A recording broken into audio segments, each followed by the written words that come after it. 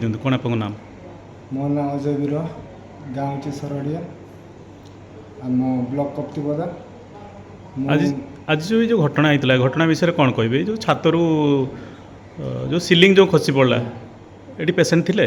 ଏଠି ପେସେଣ୍ଟ ଥିଲେ, ଦୁଇଟା ବେଡ୍ ଥିଲା, ଏଠି ଗୋଟେ ଥିଲା ଆଉ ସେଠି ଗୋଟେ ଥିଲା। ଖସିଗଲା ଯେତେବେଳେ ଛୁଆଙ୍କ ଉପରେ ପଡ଼ିଯାଇଥାନ୍ତା, ଭାଗ୍ୟବଶତଃ ତାଙ୍କ ଉପରେ ପଡ଼ିଲାନି। ଆଉ ଏଇ ବାବଦକୁ ଆମେ ନର୍ସକୁ ସିକ୍ୟୁରିଟିକୁ କହିଲା ବେଳକୁ ସେମାନେ ରାଗୁଛନ୍ତି, କହିଲେ କି ଏଇ ବାବଦକୁ ତୁମେ କିଛି କହିବାର ଦରକାର ନାହିଁ। ଏଇ ମାନେ ଧମକ ଦେଉଛନ୍ତି? ହଁ, ଧମକ ଦେଲେ ଆଉ କହିଲେ କି ଏଇ ବାବଦରେ କିଛି କହିବନି, ଯାହା ଏଇଟା ଗଭର୍ଣ୍ଣମେଣ୍ଟ କରୁଛନ୍ତି ଆମେ ସେଇଟାରୁ କିଛି କହିପାରିବୁନି, ସେମିତି କହିଲେ।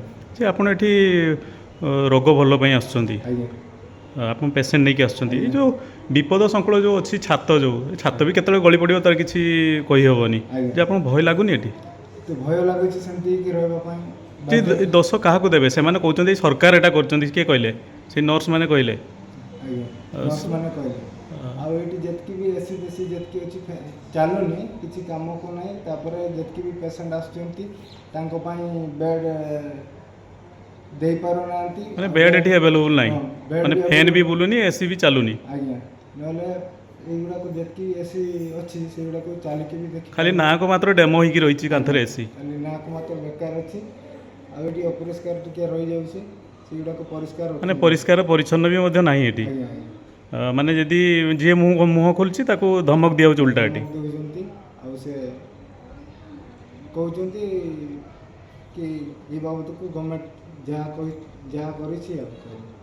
ମାନେ ସେମାନେ ଗଭର୍ଣ୍ଣମେଣ୍ଟକୁ ଦୋଷ ଦେଉଛନ୍ତି, ଏଇଟା ଗଭର୍ଣ୍ଣମେଣ୍ଟ କରିଛି ବୋଲି। ଆଜ୍ଞା, ଆଜ୍ଞା। ଯେ ଆପଣ କ'ଣ ଭାବୁଛନ୍ତି, ଏଇଟା ଗଭର୍ଣ୍ଣମେଣ୍ଟ କରିଛି ନା ଏମିତି ଠିକା ସଂସ୍ଥା କିଏ କରିଛନ୍ତି ଏଇଟାକୁ? ମୁଁ ସେଇ ବାବଦକୁ ଜାଣିନି।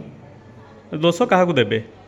ଯେ ହସ୍ପିଟାଲର କର୍ତ୍ତୃପକ୍ଷଙ୍କୁ ଦେବେ ନା କାହାକୁ ଦେବେ? ହସ୍ପିଟାଲର ଯେତିକି କର୍ମଚାରୀ ଯେତିକି ଅଛନ୍ତି ତାଙ୍କ ଉପରେ ହିଁ ଆମେ ଦୋଷ ଦେବା। ସରକାରଙ୍କୁ କ'ଣ କହିବେ? ଏଇ ଯେଉଁ ଘଟଣା ସବୁ, ମାନେ ଉପଖଣ୍ଡ ଯେଉଁ ଚିକିତ୍ସାଳୟ, ବହୁତ ଲୋକ ଏଠି ଭରସା କରିକି ଆସୁଛନ୍ତି, ମାନେ ଡାକ୍ତରଙ୍କୁ ଭଗବାନ କହିକି ଆସୁଛନ୍ତି, କିନ୍ତୁ ଏ ଡାକ୍ତରଖାନାରେ ଯେ ଅବହେଳା, କ'ଣ କହିବେ ସରକାରଙ୍କୁ? ମୁଁ ସରକାରଙ୍କୁ ଏତିକି ବିନମ୍ର ପ୍ରାର୍ଥନା କରେ କି ଯେତିକି ବି ପେସେଣ୍ଟ ଆସୁଛନ୍ତି ତାଙ୍କ ପାଇଁ ଭଲ ବେଡ୍ କି ଭଲ ରହିବା ପାଇଁ ଫ୍ୟାନ୍, ଏସି ଫେସି ଯାହା ବି ଅଛି ଭଲ ତାଙ୍କ ପାଇଁ ଭଲ ରଖିଲେ ଆମେ ତାଙ୍କ ପାଖରେ ଉପକୃତ ହେବୁ। କ'ଣ କହିବେ ଏଇ ଯେଉଁ ଅବହେଳା ଯେମାନେ କରିଛନ୍ତି ସେମାନଙ୍କ ବିରୁଦ୍ଧରେ କାର୍ଯ୍ୟାନୁଷ୍ଠାନ ନିଆଯିବ? ଆଜ୍ଞା, ନିଆଯାଉ।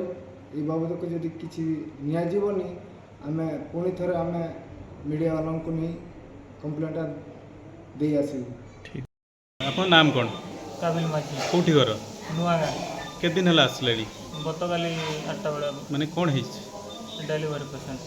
ଯେଉଁ ଆସିଲାଣି ଉପରେ ଯେଉଁ ଫାଙ୍କା ଅଛି, ଭୟ ଲାଗୁନି? ଯେଉଁ ଛାତ ଉପରେ ଯେଉଁ ଛାତ ଖସି ପଡ଼ୁଛି, ସେପଟେ ଯେଉଁ ଖସି ପଡ଼ୁଛି, ଶୁଣିଛନ୍ତି? ଆଜି ହଁ ଆଜ୍ଞା, ଶୁଣିଛି। ମାନେ କ'ଣ ହେଇଥିଲା? ଛାତଟା ରଷ୍ଟ ହେଇଯାଇଥିଲା ନା କ'ଣ?